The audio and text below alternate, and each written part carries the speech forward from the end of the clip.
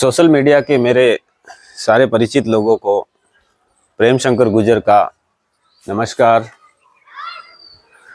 ये वीडियो कोई ख़ास मकसद से नहीं है, सिर्फ एक अवेयरनेस के लिए बनाया है और मेरा मकसद कुछ वैल्यू देना होता है, न कि धाम धूम मचाना।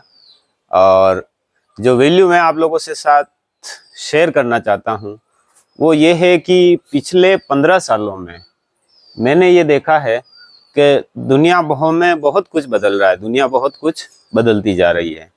15 साल पहले मेरे पास भी एंड्रॉयड नहीं था और बहुत सारे लोगों के पास एंड्रॉयड फ़ोन नहीं था। तो जब से ये एंड्रॉयड फ़ोन आया है, जब से ये मोबाइल आया है, उसके बाद से आप थोड़ा सा गहराई से मैंने इस पे विचार किया है तो मुझे लगा है कि अब बहुत ज़्यादा मतलब ये चीज़ है ना फैल गई है हर हाथ में।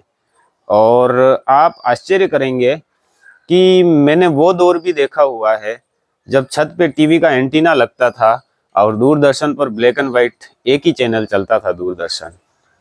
और उसके बाद फिर धीरे धीरे, उससे पहले रेडियो चलता था, रेडियो का दौर भी देखा हुआ है। हमारे घर में पहली बार टीवी आई थी, दूरदर्शन चला था, वो दौर भी मैंने देख चुका हूँ, देखा हुआ है। और उसके बाद फिर धीरे धीरे परिवर्तन आया, कलर टीवी आई, फिर चैनल आए और टीवी का दौर भी देखा हुआ है, सिनेमा का दौर भी देखा हुआ है।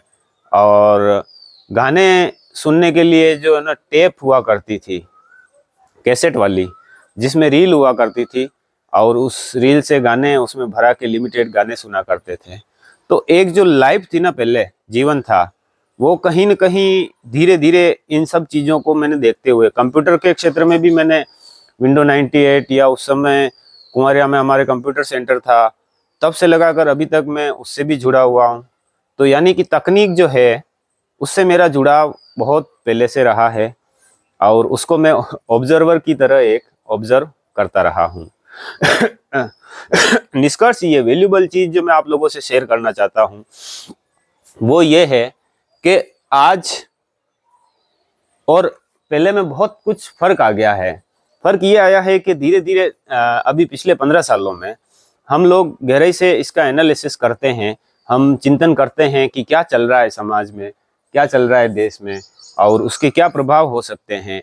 ये एक साहित्यकार का, एक लेखक का सबसे बड़ा दायित्व होता है कि वो जो समाज में क्या चल रहा है और क्या हो सकता है, और कहीं कुछ गड़बड़ तो नहीं चल रही है, कहीं कुछ ऐसी चीज़ तो नहीं है जिसके बारे में समाज को या लोगों को उसके बारे में चेताया जा सके, जागरूक किया जा सके। तो अभी पिछले 15 सालों से यूँ समझिए कि लगभग 10 सालों से बहुत तेज गति से, और 5, 7, 10 साल मान लीजिए आप, 2016, 2026 चल रहा है, तो इतने टाइम में बहुत ज़्यादा परिवर्तन आया है। अब मैंने ये देखा है कि पहले एक मोबाइल भी होना, एक कीपैड वाला मोबाइल भी बहुत कम लोगों के पास हुआ करता था। और उससे पहले बेसिक फ़ोन का भी दौर देखा हुआ मैंने, जो नंबर डायल करके फ़ोन लगाते थे। तो हमारे गांव में मेरे घर पे वो बेसिक फ़ोन लगा था, वो भी दिन मुझे याद हैं।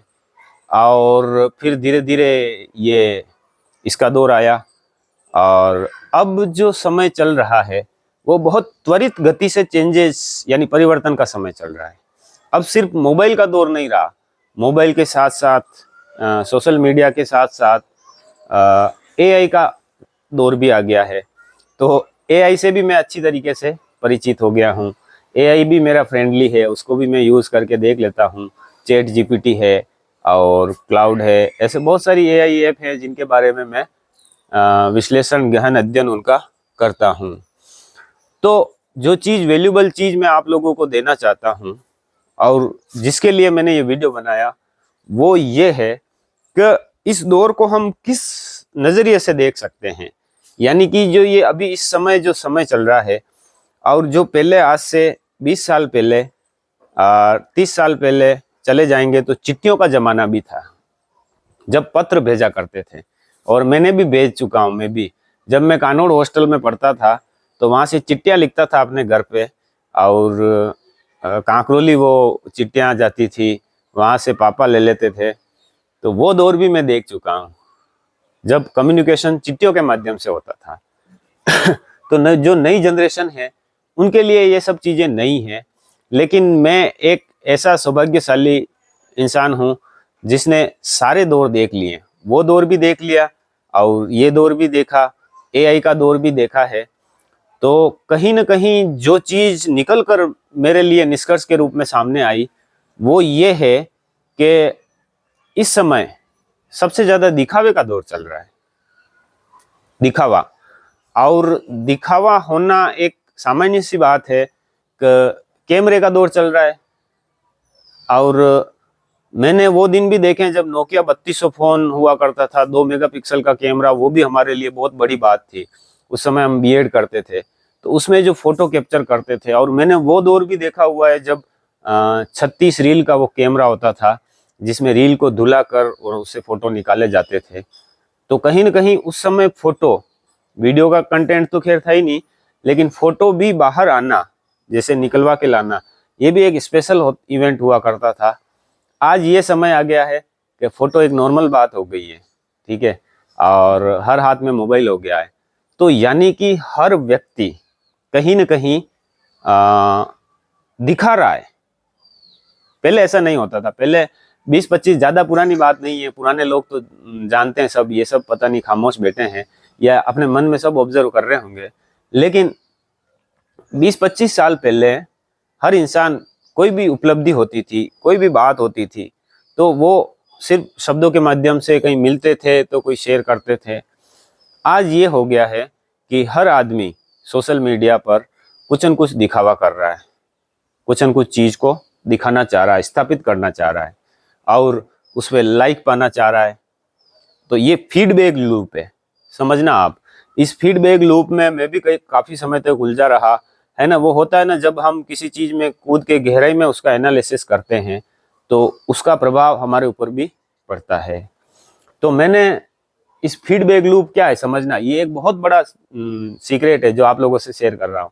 सीक्रेट ये है कि फीडबैक लूप ऐसा होता है कि जैसे मैंने कोई फोटो डाला और उस फोटो को कितने लाइक मिले, ये फीडबैक मिल रहा है। तो ये फीडबैक पहले नहीं हुआ करता था पब्लिकली फीडबैक, ये बहुत बड़ा कॉन्सेप्ट है, बहुत बड़ी बात है। तो कहीं न कहीं हम इस फीडबैक लूप में भी उलझे हुए हैं और कहीं न कहीं हम इस दिखावे और देखने दिखाने, और सबसे बड़ी जो चीज़ है वो ये आप लोगों से शेयर करना चाहता हूँ कि ये इंफॉर्मेशन की बाढ़ का युग चल रहा है। यानी कि एक समय 30 साल पहले, 25 साल पहले मेरे को कोई भी इंफॉर्मेशन चाहिए होती तो मैं साइबर काकरोली, जो मेरे गांव के सबसे नज़दीक शहर है, वहाँ पे साइबर कैफ़े पे जाया करता था। और साइबर कैफ़े पे जाके वहाँ पे मेल जो आईडी बनाना है और ब्राउज़र पे जाके www टाइप करके, 2 वेबसाइट हुआ करती थी उस समय, BBC हिंदी और एक संताबंता.com।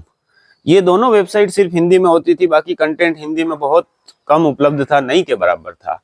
उसके बाद फिर धीरे धीरे बहुत सारा, अभी तो हिंदी का ही सब दौर चल रहा है। तो इतनी इंफॉर्मेशन आ गई है आज कि अब आपको क्या करना है, आपके अवेयरनेस या वैल्यूबल चीज़ जो आपसे शेयर करना चाहता हूँ वो ये है कि इस इंफॉर्मेशन और इस दिखावे की बाढ़ के दौर में आपको क्या करना है। जैसे नदी बह के जा रही है ना, तो आपको परेशान नहीं होना है। जो लोग जितना दिखावा कर रहे हैं ना, आप, हमें कहीं न कहीं अंदर से हमें लगता है कि जैसे किसी ने कार ली है, ठीक है, किसी ने बंगला बना दिया, किसी ने कोई बड़े पद पे पहुंच गया, तो वो अपना शो ऑफ कर रहा है, दिखा रहा है उस चीज़ को। तो हमें क्या करना है, उस दिखावे के, उस इंफॉर्मेशन की बाढ़ में बहना नहीं है। करना क्या है कि हमें सिर्फ हमारे काम की इंफॉर्मेशन लेनी है और उसके बाद जो एक्स्ट्रा इंफॉर्मेशन आ रही है उसको सबको लेने के लिए आप बाध्य नहीं है, ठीक है।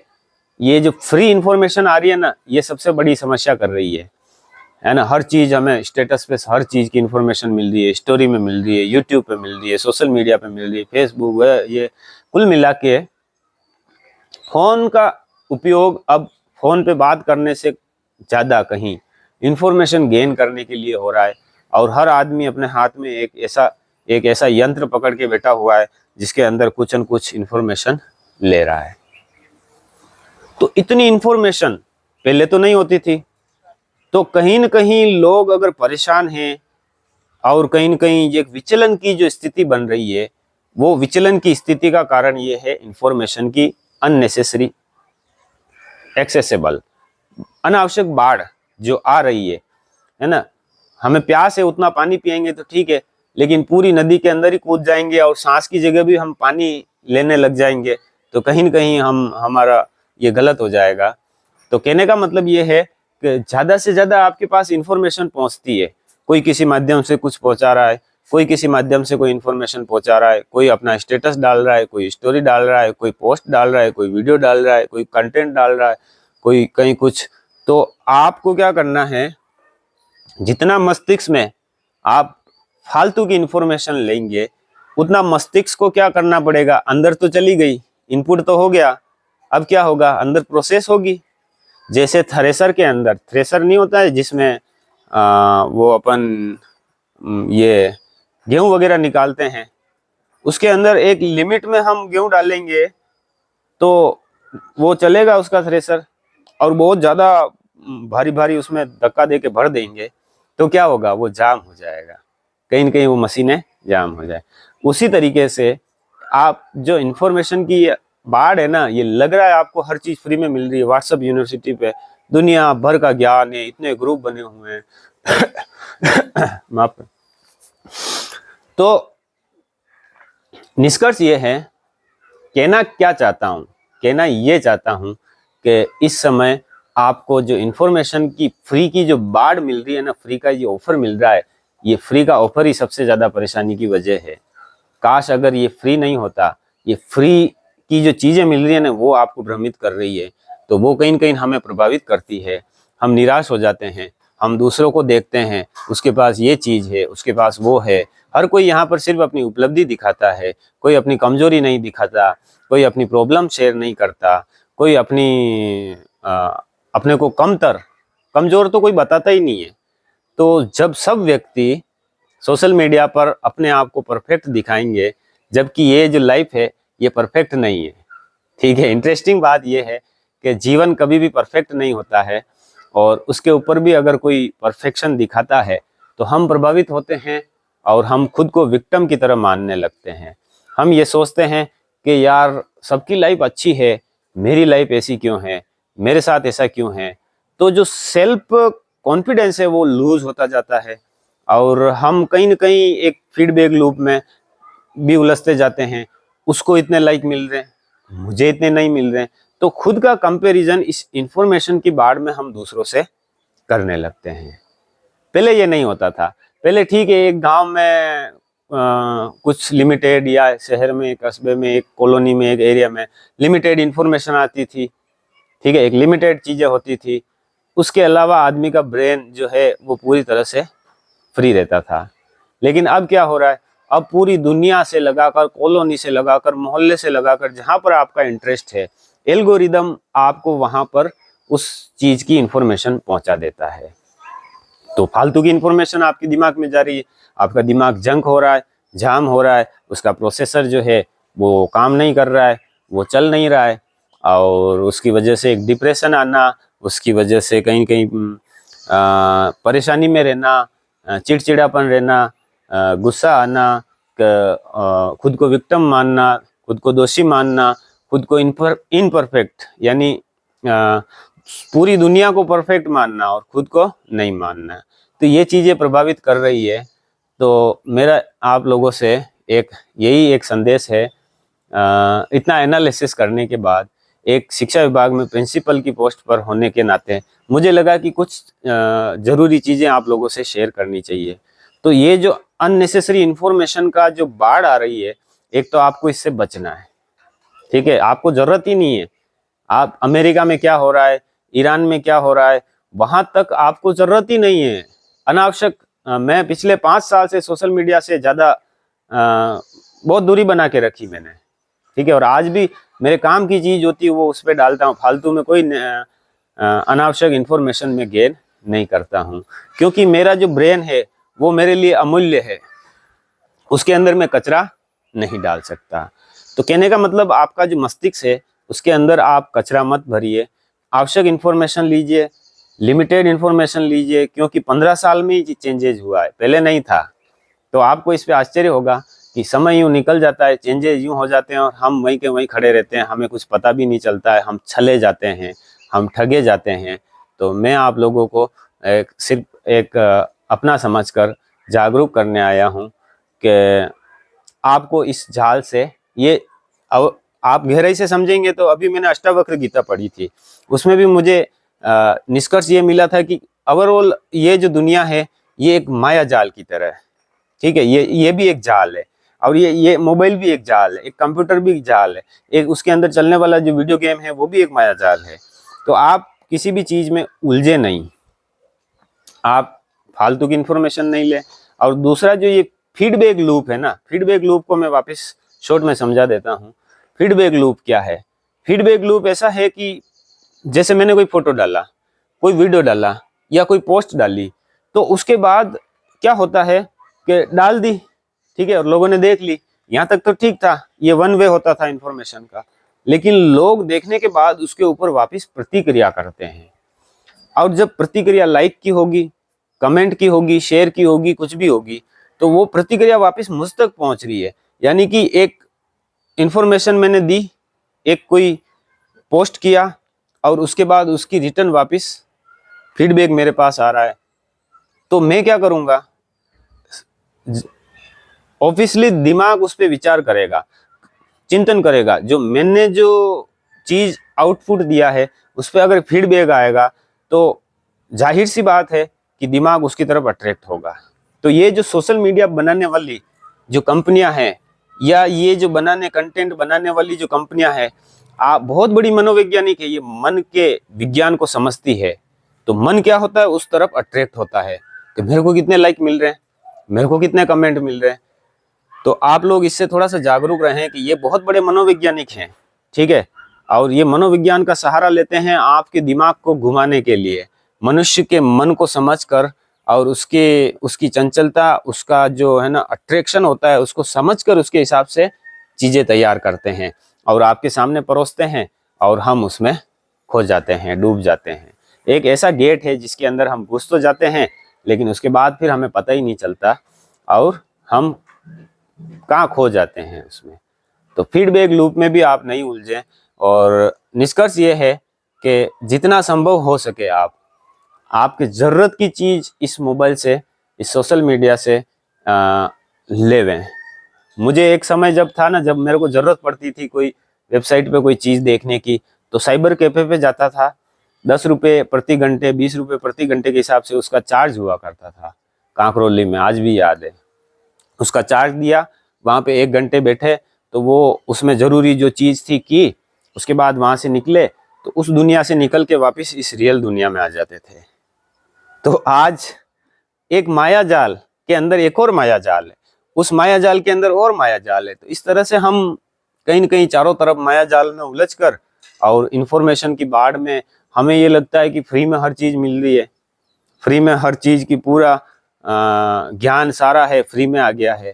तो ज्ञान की क्या हो गई, वैल्यू ख़त्म हो गई। ठीक है, जो चीज़ फ्री में आ जाती है उसका महत्व धीरे धीरे समाप्त हो जाता है। तो आज आप देखो, पहले हमें कोई भी ज्ञान लेने के, जैसे मान लो कोई भागवत गीता पढ़ना चाहता है तो उसको वो पुस्तक खरीदनी पड़ती थी, या कोई उपन्यास पढ़ना चाहता है, आज ऑडियो में उपलब्ध है, आज वीडियो में उपलब्ध है, आज उसका सार निष्कर्ष सब चीज़ है। तो हमारा वो खत्म हो गया, जो जितना ज़्यादा फ्री में चीज़ें आ रही है ना, उसकी इम्पोर्टेंस खत्म हो गई। तो ये ज्ञान जो है चारों तरफ फैला हुआ है, उसमें से आपको जिस चीज़ की ज़रूरत है वो लीजिए। ये ठीक उसी तरह से है कि हज़ारों पकवान आपकी तरफ आ रहे हैं और आप उन सबको खा रहे हैं, जलेबी भी खा रहे हैं, लड्डू भी खा रहे हैं, और आलू बड़ा भी खा रहे हैं, मिर्ची बड़ा भी खा रहे हैं। भाई ये बने हैं ना, आ रहे हैं, फ्री में है, पैसा तो लगा ही नहीं है। तो हर चीज़ को खाना ज़रूरी नहीं है। अगर आप हर चीज़ खाने लगेंगे तो क्या होगा, पेट में तकलीफ होगी। उसी तरीके से ये पेट की तो क्या है कि हमें कष्ट जो मिलता है वो शारीरिक होता है, लेकिन मस्तिष्क का क्या होता है, इसके अंदर फालतू की अनावश्यक इन्फॉर्मेशन जब जाती है ना, तो हम उसको पकड़ नहीं पाते हैं, कहीं न कहीं हम विचलित हो जाते हैं, हम परेशान हो जाते हैं। तो आप इन सब चीज़ों का अगर हो सके तो इसको ध्यान में रखिए, ताकि क्या आपका समय कीमती है, आप वही इन्फॉर्मेशन लें, उन्हीं चीज़ों से अट्रैक्ट रहें जो आपके काम की है, ज़रूरी है। अन्यथा आप क्या करें, इसके अलावा आप शांत रहें, किताब पढ़ें। इस सोशल मीडिया से अच्छा है कोई अच्छी पुस्तक लें, उसको शांति से बैठ के पढ़ें, या फिर आप आराम से बाहर निकलें, प्रकृति को देखें। ठीक है, मैं छत पे चला जाता हूँ, कहीं पहाड़ों में चला जाता हूँ, कहीं जंगलों में चला जाता हूँ, वहाँ पर पक्षियों की आवाज़ मीनिंगलेस है, कोई मीनिंग नहीं है उसका। तो आप मीनिंग की तलाश करने के बजाय मीनिंगलेस जो चीज़ें हैं उन पर भी कभी ध्यान दें कि ये पहाड़ हमें मीनिंगलेस लग रहे हैं, ये पक्षियों की आवाज़ें हमें मीनिंगलेस लग रही है, लेकिन इस पे भी ध्यान दें। उससे आपको कहीं न कहीं मानसिक शांति मिलेगी और आप अपनी जो सकारात्मकता है, क्रिएटिविटी है, उसका अच्छे से यूज़ कर पाएंगे। तो अभी के लिए इतना ही, फिर हम किसी और टॉपिक पे और बात करेंगे। धन्यवाद।